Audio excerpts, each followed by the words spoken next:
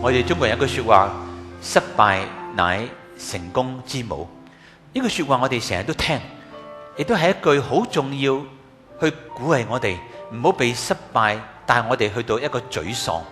因為失敗讓我哋再一次提醒我哋可以起翻身。曾經有人問過一個發明家叫做愛迪生，佢發明電燈，佢曾經用咗1999次嘅機會想去發明電燈，佢都失敗。於是有人問佢話愛迪生，你會唔會再試第2000次？第2000次可能你都會失敗嘅。但愛迪生就好輕描淡寫咁講，佢話我從來都未試過失敗，我只係發現咗有1999次唔能夠發明電燈嘅方法。嗱，我哋點樣睇成功？點樣睇失敗？失敗乃成功之母係一個好重要嘅提醒，讓我哋唔好喺失敗當中我哋去沮喪，我哋唔喺失敗當中好似永遠埋喺低谷裏邊。但今日我嘅題目就係話成功卻係失敗嘅開始。我以前講過呢句說話喺篇道裏邊，成功係失敗嘅開始。咁牧師，咁係咪你從今日開始叫我哋唔好追求成功，唔好追求卓越呢？絕對唔係。我覺得我今日仍然係一個追求成功、追求卓越嘅牧師。我覺得今日我哋仍然係追求上帝俾我哋最好嘅嘢，我哋追求去做得最好。我哋要喺世人面前，我哋同世人講，今日我哋係 the best。呢個係我哋嘅心。不過今日喺成功嗰邊，最重要，我哋點樣去處成功？點樣去活喺成功當中？聖經講，我哋曉得點樣去處富貴，亦都曉得點樣去處卑賤。成功唔係罪惡，成功成為罪惡就係因為我哋唔識處成功。基甸今日第3篇度講基甸，亦都係最後一篇講基甸。當我預備第3篇度嘅時候，關於基甸去到第8章嘅時候，我心裏邊好大嘅掙扎。呢個掙扎就係好多人對基甸係一個好美麗嘅一個嘅人物。我哋覺得基甸好犀利，佢好謙卑，佢好順服，佢可以用300人去打135000嘅米甸人。以至到我哋過去一直睇呢個基甸嘅時候，都係一個好出色、一個大能嘅勇士，亦都係一個嘅士師。但係好似我呢3篇度都係將個重點擺喺佢較為軟弱嘅地方，甚至今日我哋會提到基甸係晚節不保嘅一個人物。但係弟兄姊妹，我戰驚就因為好似將我哋曾經被美化嘅一個人，好似帶到去一個比較上醜化佢嘅一篇講章。不過我個心唔係咁樣，我個心只係話，我哋會唔會因着人某啲嘅軟弱，成為咗今日你同我嘅一個提醒？聖經係一卷好剖白人性嘅書，聖經從來冇去掩飾人嘅一啲嘅罪行，聖經從來冇去掩飾嚟到去冇去美化一啲嘅罪。我哋嘅主有愛，但我哋嘅主同樣有公義，佢唔會係一種溺愛。所以當神創造咗亞當夏娃嘅時候，當亞當夏娃犯罪嘅時候，神就將佢趕出呢個樂園。上帝有佢嘅懲罰，不過上帝嘅懲罰嘅背後，佢仍然將救恩就存留喺呢個人呢個世上邊。所以弟兄姊妹，當我哋再用呢首詩歌敬拜主嘅時候，我肯定今日信耶穌係一條恩典嘅路 Amen。 但係我哋亦都深信呢條恩典嘅路有高山有低谷。不過至緊要我哋深信有高山有低谷嘅時候，我哋仍然經歷到神嘅幫助。喺星期二，我同一班同工離開退休會嘅營地，就坐船出翻嚟香港。我哋由馬灣坐船，我個同工同我講，喺船上面同我講，佢呢艘船咧好得意嘅，因為嗰條路咧係好多風浪嘅，有時會高，有時會低。但佢就同我講，佢牧師唔使驚，當你坐到就快想嘔嘅時候咧，就埋岸啦。哇！呢個比喻幾有意思。我初初就唔係好信，於是同佢一齊坐喺個船，真係喎，去到就快好似想嘔嘅時候嘅就到岸啦。嗱，我哋嘅神就係咁樣。有冇高山？有。有冇低谷？有。但係我哋嘅神仍然係保護住我哋，我哋嘅神嘅手仍然拖住我哋。我哋最怕唔係神唔拖我哋嘅手，我哋最怕就係我哋揈甩神嘅手。士師嘅第6章，我哋講到基甸佢個蒙召，佢個蒙召嘅時候，佢好謙卑，甚至可能去到好自卑。佢自卑嗰邊就話：我點得㗎？我嘅宗族係最窮嘅，我所住嘅地方係最貧窮嘅地方。Who am I？我有咩資格蒙召去做一個士師？咁上帝就將佢嘅背後嘅一切嘅對自己嗰種嘅自我形象擺低。佢話：我係要呼召你，我呼召你要成為以色列百姓嘅拯救者。去到第7章，佢蒙召之後，上帝話：我將米甸人交喺你嘅手裏邊。佢話你要去戰勝米甸人。縱然當時佢號召咗不同嘅支派，有32000人去跟住基甸，但係32000人去面對135000有刀嘅米甸人，佢心裏邊有恐懼。但係上帝偏偏喺佢嘅恐懼當中，佢話32000人太多人啦。佢話我唔要咁多人，我淨係要300人。呢300已經夠打135000嘅敵人。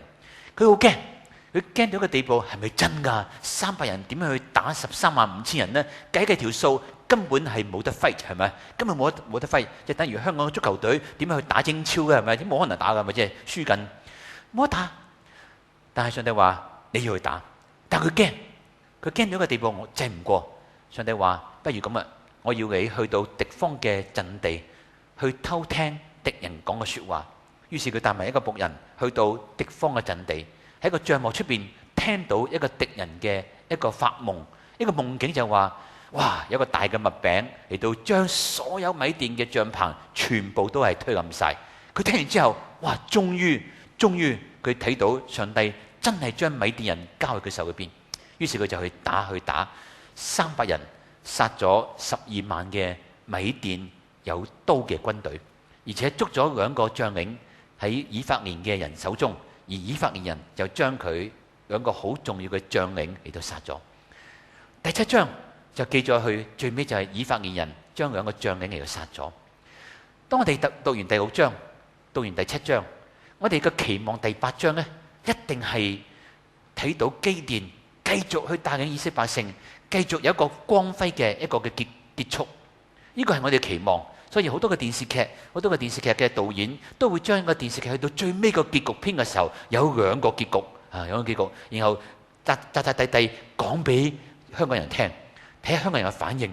如果香港人反而中意係好嘅結局咧，就即刻推出好嘅結局；如果想覺得慘嘅結局咧，唔知家榮哥結局點樣咧，就推出個家榮哥結局。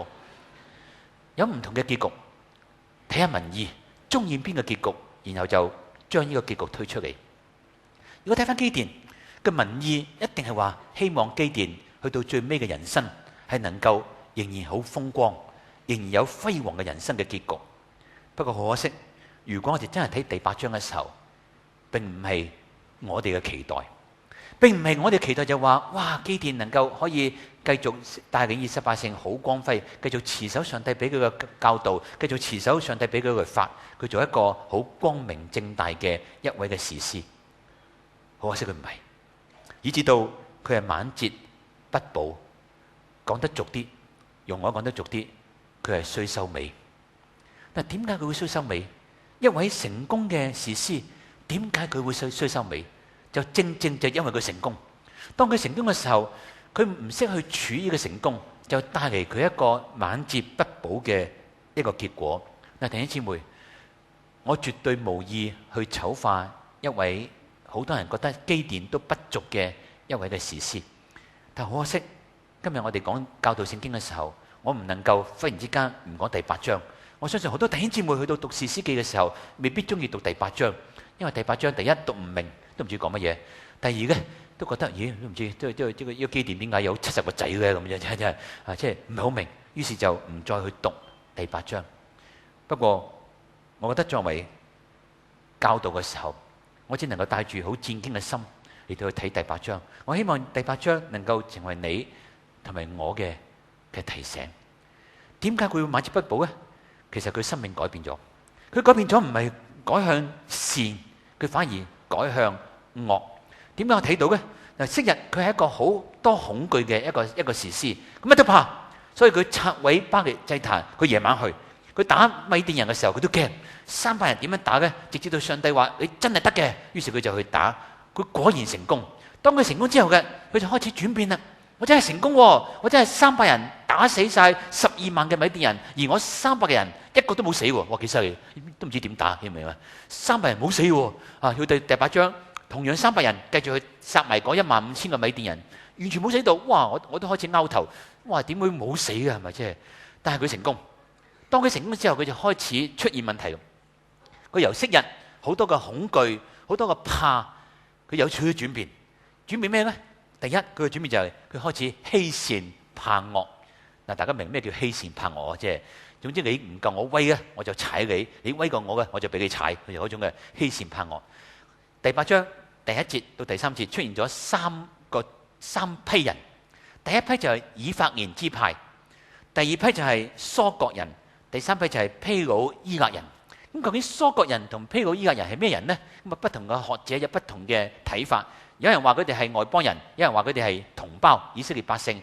係因為疏割同埋披魯伊勒嘅地方係約旦河以東嘅地方。呢個地方喺當時12支派分地嘅時候係分咗俾加德斯支派，所以加德支派其實管轄緊呢個地方。但係呢個地方係咪真係有呢兩種人呢？就好多假經家有唔同嘅講法。有人話佢係同胞，有人話佢唔係嘅。但係我覺得我哋今日嘅重點唔係擺喺度。不過我哋所睇到嘅，當呢個嘅基甸面對呢3批人嘅時候，我睇下佢點樣面對。嗱，第一，佢面對以法蓮人。我哋睇睇呢3節，呢3節我淨係讀呢3節，因為時間問題，我讀唔晒咁多節，我係讀呢3節，因為好有趣嘅3節聖經。準備1、2、3。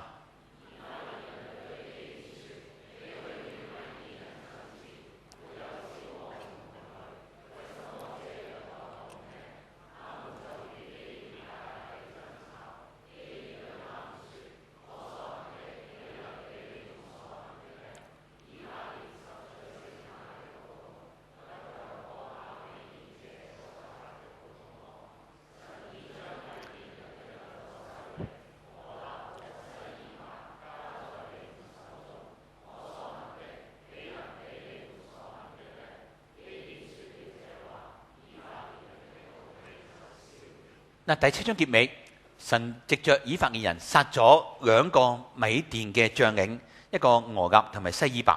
咁啊，但係去到第8章嘅時候咧，以法蓮人就開始同基甸嗌交。嗌咩交咧？佢就話：基甸，點解你一開始嘅時候冇揾我哋？嗱，的而且確真係冇揾佢哋喎。因為睇翻一開始嘅時候記載咗幾個支派，但係冇以法蓮支派。但另一方面咧，佢就話：點解你唔一早同我哋一齊去打米甸？去到臨尾，我幫你殺咗2個米甸嘅將領。嗱，當時佢爭拗咧，唔係佢殺2個嘅將領，唔係話佢做得多，反而做得少。哇，幾好啊！咪即係以法蓮人，即係如果我哋弟兄姊妹成日都投訴教會人，我哋冇嘢做嘅，咁幾好啊！咪即係咪啊？佢唔係投訴多啊，佢投訴少啊。喂，點解你一開始唔係我哋？嗱，當然唔同嘅解經家有唔同嘅講法。咁究竟基甸有冇揾以法蓮人呢？咁的而且確一開始嘅時候冇嘅，因為冇出現過名字。但係有好多嘅解經家就話，其實去到結尾，當佢打下嘅時候咧，佢知道部署咗呢2個將領一定會去到以法蓮呢個嘅管轄嘅地方嘅時候，可能基甸已經單咗聲俾以法蓮人。大家明唔明意思啊？喂，有2個將領嚟緊喺度啊！你捉住佢殺咗佢噶。咁呢個係究竟係吩咐啊，定係唔係吩咐？不得而知。不過個重要唔喺呢度，重要去睇翻基甸嘅回應。哇！基甸果然係世界仔，佢點樣回應啊？嗱，當佢嗌交嘅時候，基甸冇同佢嗌交喎。佢嗌交嘅時候，佢反而講：佢話以法蓮啊，你知道嘅，你嘅支派咁強咁大，你哋嘅屬地嘅地下嘅葡萄仲靚過我宅外嘅葡萄。大家明唔明意思啊？我宅外嘅葡萄都冇不及你地下嘅葡萄咁靚。佢話你知唔知啊？你殺咗2個將領喎，我殺咗啲咩啊？只係啲牛鵝嚟嘅，知唔知啊？我殺咗啲卒仔，你殺一啲將領喎，咁都唔掂？哇！以法蓮一聽聖經裏邊最尾嗰幾個字，如果用俗語就係鋸晒。所有嘅怒氣冇晒。哇！如果今日以基甸嘅智慧擺喺我哋今日香港在上嘅智慧咧，就冇得頂。今日如果係在上嘅智慧識講咩叫 rubbish， 識講咩叫黑影嘅時候咧，哇！真係差好遠。就係因為我哋唔識做世界仔。基甸好世界仔，哇！佢望住呢班以法人，佢哋好有錢，好強大，佢自己好卑微，好貧窮，佢唔敢同佢哋嘅敵擋，於是佢就話低聲下氣就話：係，你諗下，我係好似冇叫你，不過你諗下，你殺咗兩個將領，你諗下你個地方幾富庶，我地方全部好貧窮啊，好識做。但係佢係咪真心啊？唔知，去到第三節唔知，佢可能係真心，可能係假意。但係去到最尾，我點解話佢係假嘅？就因為當佢過咗約旦河東，去到蘇國人嘅當中嘅時候，佢就同嗰班蘇國人講啊，嗱，蘇國人同埋毗魯伊勒人呢，係冇咁強大，係人少嘅，係好窮嘅一個地方。佢到嗰度，佢就開始同嗰班人講：喂，蘇國人，我肚餓啊！我哋300人都好攰啊，好肚餓啊！俾個餅嚟食下嘅咁樣。嗱，其實好簡單一個問題係咪啫？當然有一樣好肚餓，去到屋企敲門啊，俾公仔麵食下嘅咁樣，就咁簡單係咪？咁但係蘇國人就話對唔住，我唔俾。我話點解佢唔俾咧？就因為蘇國人佢諗到啊，佢諗到要自保啊。佢話你基甸的而且確，你曾經殺咗12萬嘅米甸人，但係仲有15000人喺度。昔日嘅打勝仗唔等於而家一定打勝仗。佢為咗自保，佢話如果今次打輸，跟住打輸，咁米甸人會殺埋我哋嘅喎，因為我俾咗餅你食。大家明唔明意思啊？我幫咗你，咁米甸人會殺埋我嘅喎。於是佢就唔俾。唔俾嘅時候咧，基甸講一句好精彩嘅説話，哇！佢即刻變臉啊！即係之前就話咩啊，忍氣吞聲，跟住佢就變臉啊！講咩咧？你睇住你，我將來翻嚟嘅時候，我會用荊條同埋指擊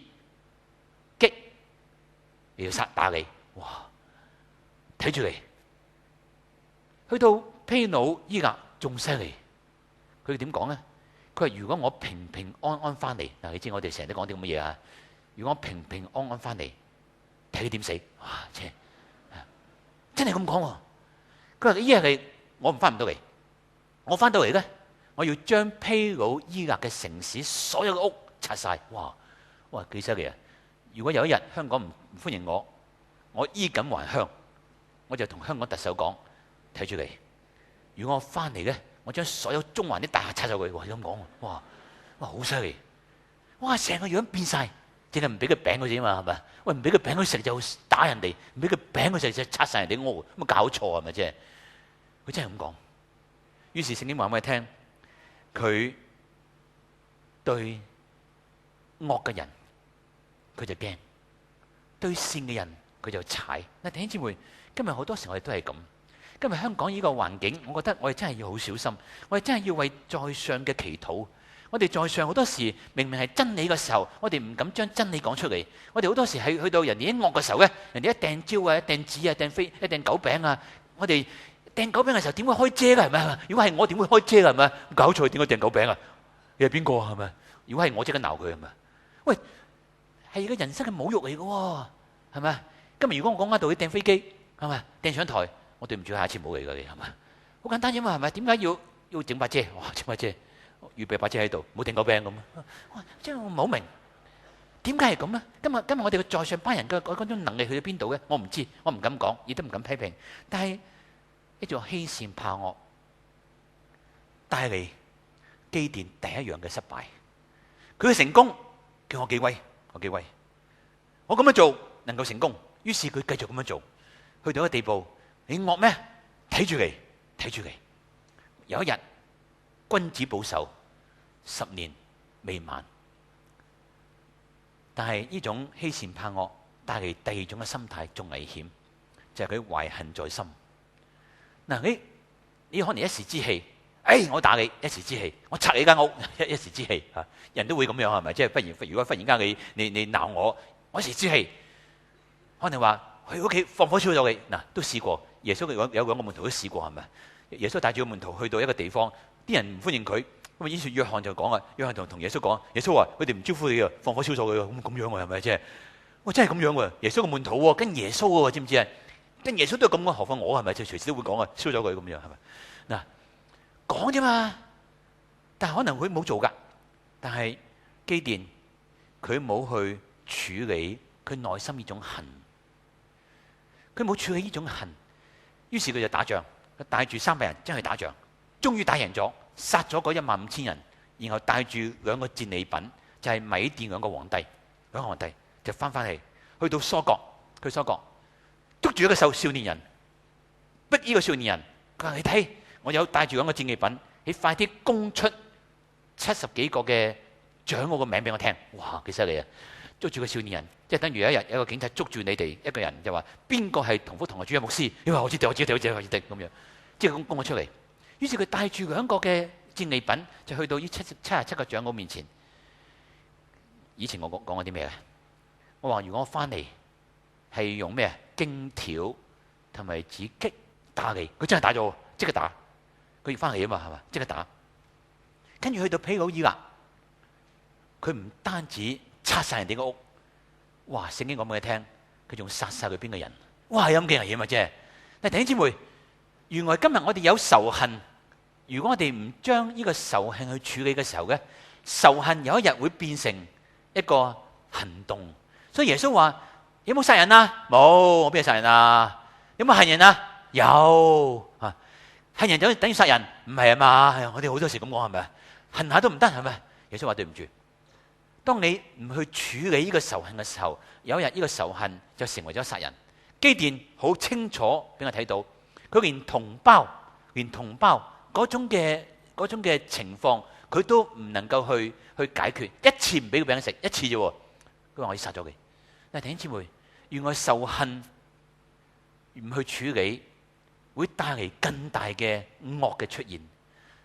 嗱，佢唔單止對同胞，佢對嗰個皇帝，佢表面好民主嘅，真係好民主。18節講咩咧？18節佢就審問呢個皇帝，佢話：你們在他泊山所殺嘅人係咩樣？嗱，記住呢句說話喎。佢話：你哋喺他泊山所殺嘅人係咩樣？跟住佢就回答啦。佢話：佢哋好似你，即係好似你，即係同族人啊嘛，好似你噶係咪？佢哋更加唔單止似你，仲係王子嘅樣喎！哇，幾犀利啊！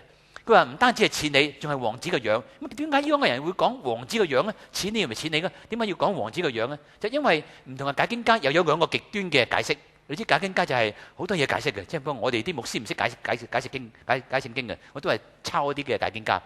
咁解經家就話啦，一個解釋就係佢話佢哋2個好聰明，佢哋奉承呢個基甸，佢係幾似王子係咪？幾似王子，希望能夠重興法國。但另一個解釋極端就係話佢恥笑基甸，佢話昔日嗰啲似王子嘅人我都殺咗，今日你係王子，我都一樣可以咩啊？殺你。咁啊基甸呢，其實佢種恨呢喺心理當中，嗱佢能夠殺咗135000人係咪？佢種恨喺度，嗰種恨呢佢一定要宣泄，於是佢就取咗第2個解釋，佢覺得佢哋係恥笑佢，於是佢就即刻講咗句說話，哇好犀利呢句說話。佢話我指着永生嘅耶和華起誓，哇！你知我哋成日都講呢啲咁嘅嘢噶係咪啫？我哋成日都指住永生嘅耶和華起誓，即係將耶和華擺上台嗱。而我指着永生嘅耶和華起誓，講咩咧？佢話如果佢話你們從前若存留他們嘅性命，即係嗰班人性命，我今日就唔殺你。講咗等於冇講，係咪？大家我記得要大家記得18節講咩？佢話：佢昔日喺嗰邊殺啲咩人啊？似呢啲人咯，已經殺咗，知唔知啊？佢知道已經殺咗噶，但係佢呢度講，佢話：如果你唔殺咧，我就唔殺你，係咪？即係等於講我哋唔好講，仲要把耶和華上台喎，真係嘛？但係弟兄姊妹，哇，幾奸啊佢，係咪？哇，真係奸到盡呢個人真係，但佢樣好似好民主，民主個樣，奸嘅心。跟住佢就話啦，因為聖經話10誡其中1誡不可殺人，係咪啊？啱啊，不可殺人，佢就唔殺佢喎。佢話仔，你殺佢，即係叫個仔叫益帖。聖經話佢係童子，可能係個少年人，去殺佢。嗱，弟兄姊妹，佢自己唔殺，叫個仔去殺，即係等於我自己唔去冚太太，叫個仔你打阿媽啦，即係咁樣啊！你打佢啊，我冇打佢，我好愛佢噶，你打佢啊，即係嘛？你殺佢，我唔殺。點解基甸有咁嘅行動咧？就因為佢被恥笑，嗰種恨，嗰種恥笑，佢意思就話你哋兩個都不配我去殺啊！我個仔搞掂你啦，我個仔可以殺你，睇下佢嘅地位幾卑微啊！但係佢個仔梗唔殺啦，10幾歲點殺人啊？係咪？大家明唔明意思啊？佢梗唔殺噶。你諗下呢種家庭教育，哇！所帶俾嗰種父母嘅仇恨，帶到佢仔嘅仇恨，以至到去到第9章，如果再讀落去咧，你會發覺哇，真係好悲哀。所以好多解經家就話，點解士師記由基甸之後，所有嘅士師都係有問題嘅士師，因為基甸嘅後代係彼此相殘，一種家庭教育，一種仇恨教育，去到下一代都係彼此嘅仇恨。嗱，弟兄姊妹，於是個仔梗係唔殺，於是嗰個皇帝好犀利，嗰個皇帝好犀利，同基甸講：你係咪男人嚟㗎？係男人殺我啊！咁即係咁樣，即係挑釁呢個基甸。基甸話：好，即刻殺咗。哇！基甸其實係一種恨，佢唔單止恨，甚至佢貪。佢殺咗之後咧，佢就見到對方喺駱駝上邊有一個月牙圈，於是就搶咗佢。嗱，月牙圈係咩嚟咧？月牙圈係當時嚟講係迦南文化裏邊嗰啲皇帝一啲嘅辟邪物嚟嘅，一啲嘅首飾嚟嘅，將人哋嘅辟邪嘅首飾據為己有，去貪敵人嘅飾物。嗱，弟兄姊妹，佢由一個內在嘅一種嘅恨嘅心態，慢慢開始喺外在嘅行為裏邊係有一種仇恨、一種屠殺，甚至有一種貪婪出嚟。所以聖經裏邊曾經講過說話，佢話眼目嘅情慾、今生嘅驕傲係兩大罪行。點解啊？眼目嘅情慾望下都唔得，係咪啫？係嘛，望下都唔得。上帝話係唔得，貪下都唔得。上帝話真係唔得，但係佢兩樣都做晒，開始，於是就出現第3樣嘢，就係佢嘅靈性越嚟越低落。但係大家記得，基甸係拆毀巴力祭壇，係咪啊？記唔記得？但係佢昔日拆毀嘅祭壇，佢打後其實叫人去拜翻巴力。哇！嗰種矛盾，嗰種嘅生命，就係因為佢嘅靈性越嚟越低落。佢靈性越嚟越俾世界所影響，佢靈性被迦南嘅文化所影響，甚至所同化，成為咗一個迦南人。弟兄姊妹，今日我哋面對世界有好多嘅挑戰，我哋面對世界有好多嘅掙扎，我哋面對世界有好多嘅影響。但今日我哋點樣喺咁多嘅影響嘅世界當中，我哋仍然做緊一個中流砥柱？點解我話佢靈性低落呢？當佢哋搞掂晒米甸人，於是以色列百姓就講咗句說話，就去到基甸嘅面前講一句說話。佢話：你既救咗我哋脫離米甸人嘅手，願你和你嘅仔兒孫管理我哋。嗱，好自然啦，佢做咗士師係咪？於是以色列百姓就同佢講：佢希望你繼續管我哋，唔單止你管我哋，你會死㗎，希望你嘅兒孫都能夠管我哋。等於我哋中國人好多時對皇帝講，即係願你咩啊？即係我哋即係嗰啲咩？係咩？願王萬歲萬歲咩啊？萬萬歲係咪啫？係咪？即係差唔多咁樣。佢願你管我哋，願你嘅兒孫管我哋。哇！基甸好犀利啊！佢下邊一句說話咧，真係好勁。我覺得呢個基甸真係冇得頂啊！真係。佢講咩咧？基甸講：我不管理你們，我嘅兒子也不管理你們。要邊個管啊？要耶和華管。哇，幾屬靈啊！哇，幾屬靈啊！我唔管你，我個仔都唔管你，等耶和華管你。嗱，佢講啲嘢完全啱嘅，因為當時嚟講仍然係一個神治時代，一切都係神所掌管，係神管理。佢講啲嘢冇錯嘅，不過佢講完之後，同佢所做嘅嘢係背道而馳啊！嗱，點解我話佢背道而馳咧？佢講完之後，佢就開始做咗啲嘢。佢話：你哋喺敵人嗰邊所搶翻嚟嗰啲耳環，俾晒我，即係俾晒我。佢話俾晒我，佢唔係據為己有喎。哇，佢都好謙卑喎，佢唔係自己攞喎。佢就話：我要將所有嘅敵人搶翻嚟嘅耳環嗰啲金飾，全部去用咗佢，鑄成一個以弗得。咁啊，以弗得係咩嚟嘅？以弗得係大祭司嘅嗰件衫嘅其中一部分。呢部分就係嗰個胸牌上邊係有寶石。同埋有一樣嘢，呢樣嘢係求問上帝心意嘅個烏靈同埋土明，即係話任何人要求問上帝嘅心意嘅時候，去到大祭司面前，大祭司就可以幫佢哋去印證究竟係咩神嘅心意。所以佢話：你哋拜佢啊，你哋拜以弗得夠嘅，拜以弗得，因為以弗得係能夠幫助我哋明白神嘅心意。嗱，表面上一啲又冇嘢，但係大家記唔記得，昔日亞倫喺曠野裏邊去做一隻金牛犢，上帝嘅嬲怒喺邊度啊？點解拜金牛啊？點解用隻牛嚟代表我啊？點解用以弗得嘅衫、以弗得嗰嚿嘢嚟代表我？冇嘢可以用一嚿嘢嚟到限制上帝嘅嗰個嘅偉大，限制上帝嘅無限。佢就開始要人拜以弗得，然後拜下嘅，去到後代咧就開始拜巴力。嗱，弟兄姊妹，因為人已經將上帝望住上帝轉咗去拜邊個啊？以弗得，去拜嗰嚿嘢。但今日我哋人好容易，咁究竟呢個行為，佢去到最尾29節，佢翻到屋企住，翻到屋企住，佢話以後我就翻屋企住啦，咁冇問題啦，即係表面上冇問題。但係其實佢所有嘅行動係違背緊佢自己講嘅嘢。點解我咁講咧？有4樣嘢，佢喺佢行為當中嚟到去表明佢自己口講唔想做皇帝，但係其實佢好想做皇帝。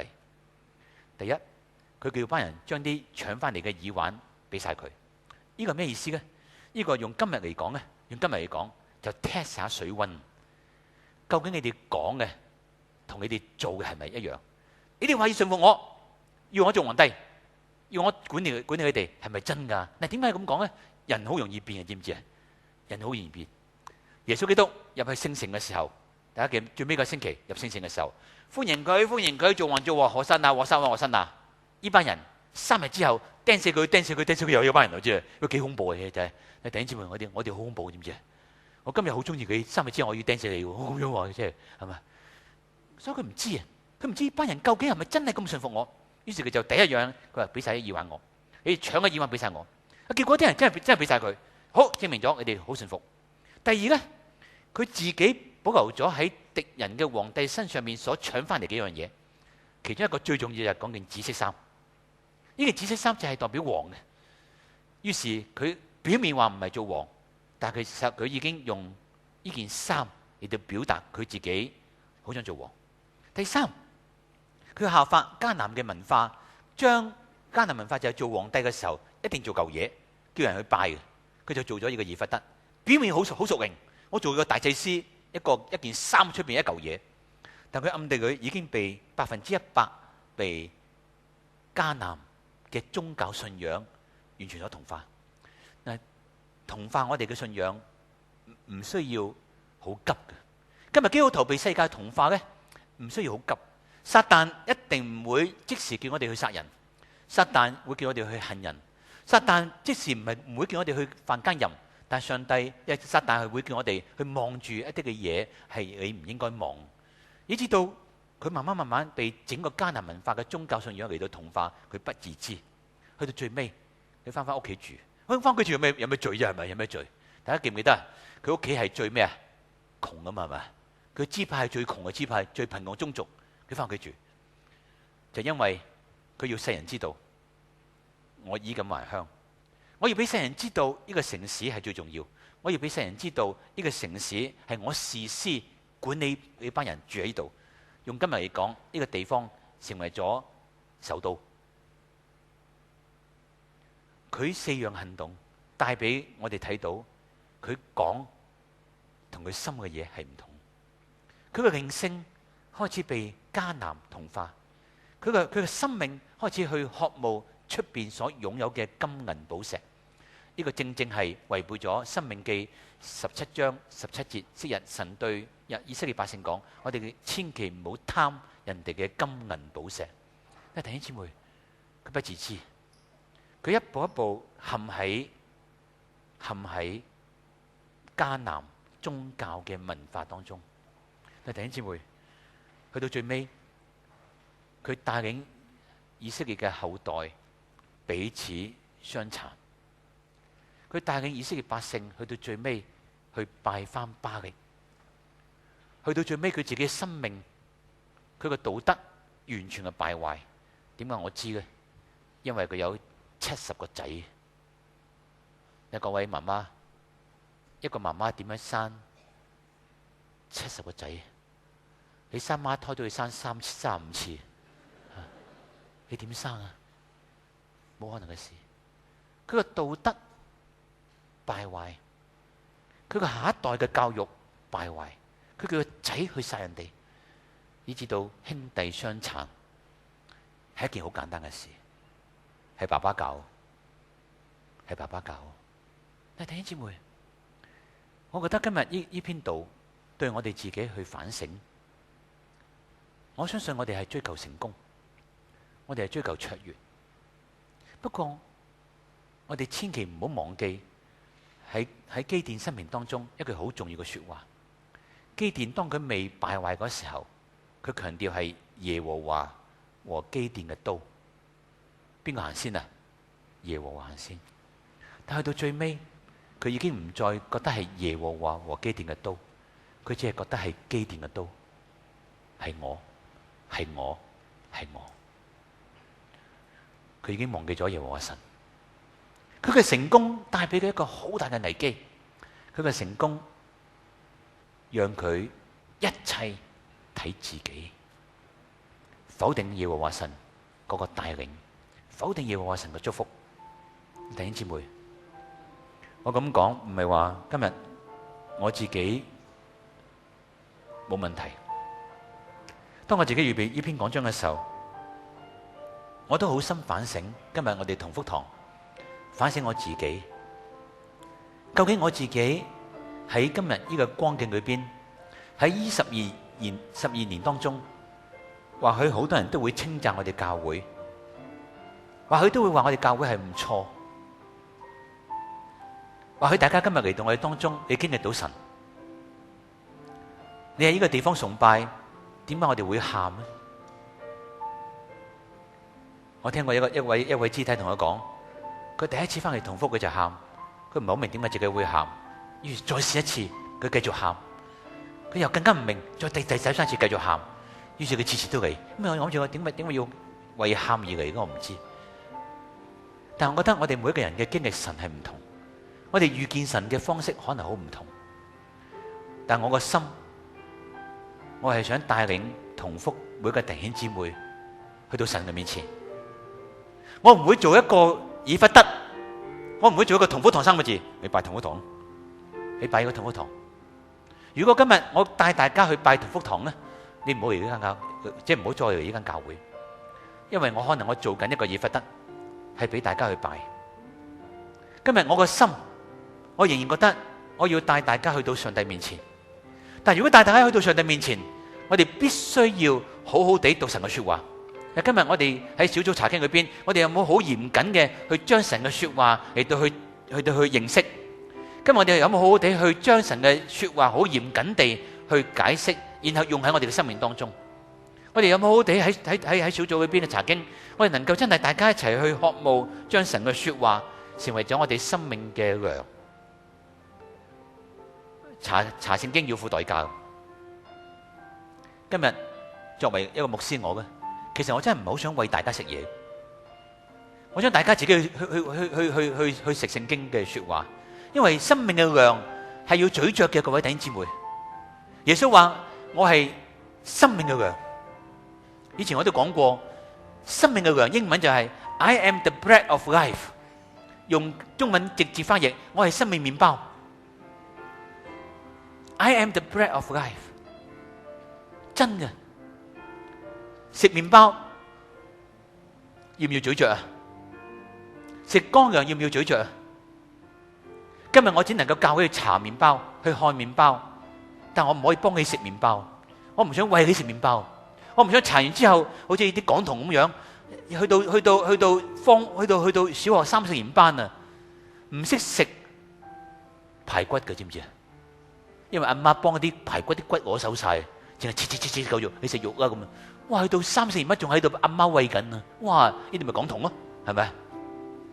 我唔想你哋大家做港童，做港女。我想大家能夠自己曉得去食排骨。我希望我哋嘅查經唔係再係流於好表面。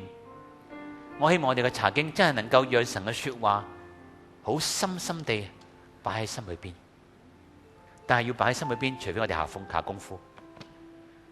呢個世界冇速食，冇速成。你要成功冇速成，你要成功成為一個工程師冇速成，你要成功成為一個醫生冇速成，你要成功成為一個律師冇速成，你要由1年班開始讀到去成為而家今日嘅你。一出世你唔係一個律師嚟噶嘛？我哋唔係十兄弟嗰出戲，一出世我有律師咁啊，即係冇可能嘅事。我哋係要一步一步嚟到成長，但係要肯食先得噶嘛，各位弟兄姊妹。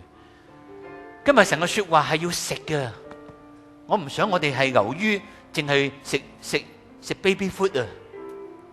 baby food 好過癮嘅，一把個嘴用晒嘅，幾過癮啊，係咪啫？我唔想大家淨係食 baby food， 所以希伯來書嗰度講得好清楚，我哋要開始食乾糧。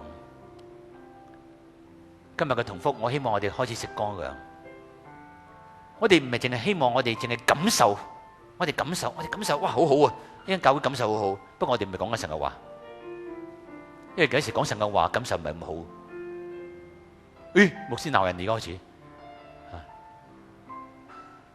但係我覺得我自己呢個星期對我嚟講係一個好大嘅提醒。呢邊度我自己預備嘅時候係好大嘅提醒。我要坦白同大家講，呢邊度我係星期六朝頭早10點之前先預備好，因為我而家星期我真係好忙。我忙到係我自己都覺得傻嘅。我忙到每一日朝頭早8點鐘已經係離開屋企，翻到屋企夜晚翻到屋企已經10點半以後嘅事。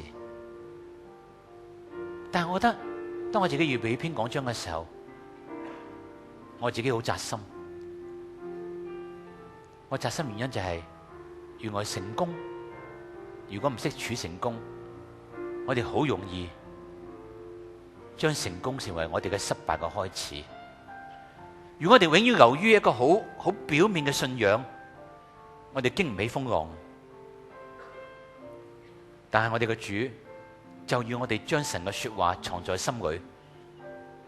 聖經話到老都唔會偏離左右，到老都唔會偏離左右。呢個聖經應許嚟嘅，但我哋肯唔肯將神嘅說話藏在心裏？所以弟兄姊妹，當我哋因為時間問題，我唔可以再講。當我哋再一次起立嘅時候，讓我哋能夠繼續喺主嘅面前，再用一首詩歌嚟到提醒我哋。因為我覺得已經遲咗，出面好熱啊！我驚出面啲人好頂唔順吓。我希望上帝喺我未講完嘅篇度，其實喺邊度未講完吓。我希望讓聖靈繼續去講，同你哋講啫，即係讓你哋明白今日我嘅心，因為我哋嘅神係一位仍然保護你、保護我嘅神。因為再一次求你喺我哋當中，或許我哋弟兄姊妹今日心裏邊真係有好多嘅重擔，呢個重擔讓我哋好似想退縮，對信仰想退縮。我唔想你係咁樣。我覺得我哋上帝係好想我哋前進，唔係想我哋嘅退縮。我哋離開咗巴力嘅敬拜，我哋冇由翻去敬拜巴力，以至到我哋今日需要被祝福，需要被代禱嘅。我有一息間祝福咗之後，你都可以行出嚟，因為時間已經過咗，而且出邊落緊雨，我哋唔想拖。但係同樣，如果有朋友想信耶穌嘅，喺我祝福之後，你仍然可以行出嚟，同我哋着紅衫嘅弟兄姊妹講聲想信耶穌。就讓我哋帶住信心嚟到領受三一真神嘅祝福。願我主耶穌基督嘅恩惠、天父上帝嘅慈愛、聖靈嘅感動、交通、權能、醫治，常與我哋每一位弟兄姊妹同在，從今時直到永永遠遠。阿們。我哋將掌聲歸俾耶穌。